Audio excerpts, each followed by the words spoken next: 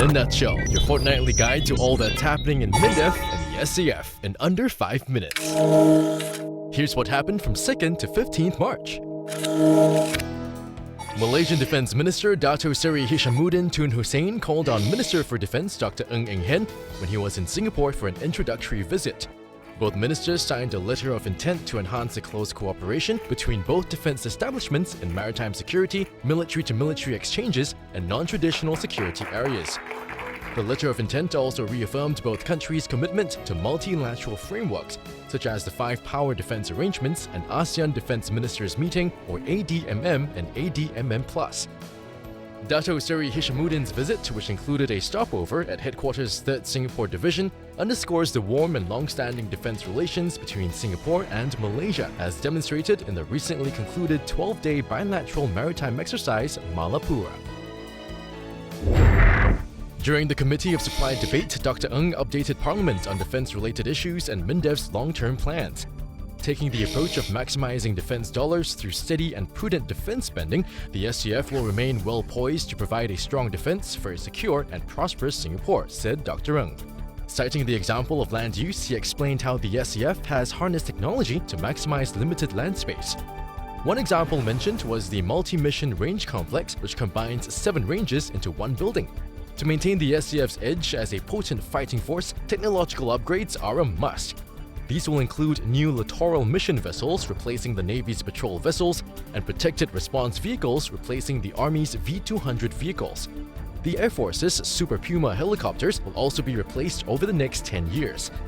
The default for MINDEF and SAF is to upgrade existing platforms rather than buy new ones. That's the default.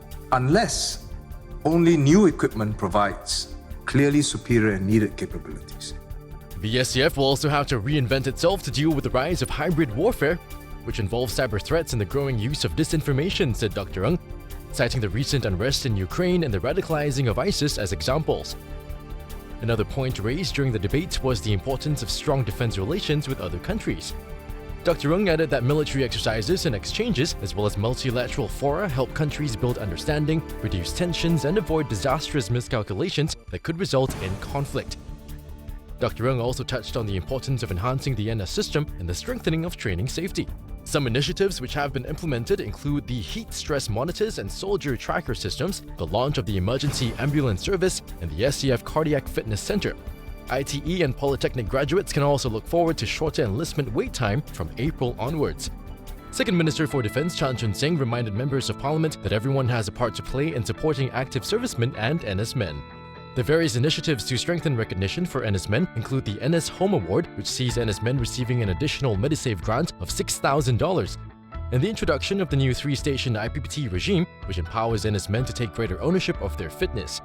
Both Mr. Chan and Minister of State for Defence Dr. Maliki Osman also spoke about the 18 proposals put up by the revamped Advisory Council on Community Relations in Defence, or ACCORD, to strengthen support for NS.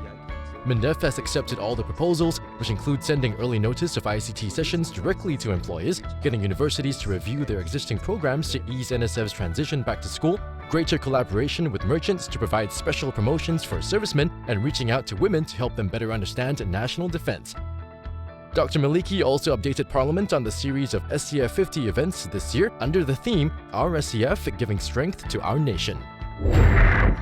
A memorial to remember the victims of Konfrontasi and those who risked their lives to defend Singapore was unveiled at Dhoby Ghaut Green on the 50th anniversary of the bombing of McDonald House, which left 3 dead and more than 33 wounded. At the ceremony were families of the victims, surviving veterans, as well as personnel from MINDEF and the SCF. Apart from paying tribute to the victims of Konfrontasi, the structure also serves to remind younger Singaporeans that we should never take our peace for granted.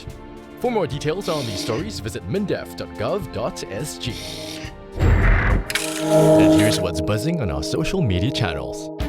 Over on the Navy's Facebook page, we catch the launch of the new Submarine Training Center, a one-stop training facility for our submariners. Housed at Changi Naval Base, the Submarine Training Center has been named RSS Challenger, the first Challenger-class submarine of the Navy, which retired from service along with another submarine, RSS Centurion. Well, that's our defense news in a nutshell. Get to know us more through our social media channels. This is Mike from Power 98, signing off.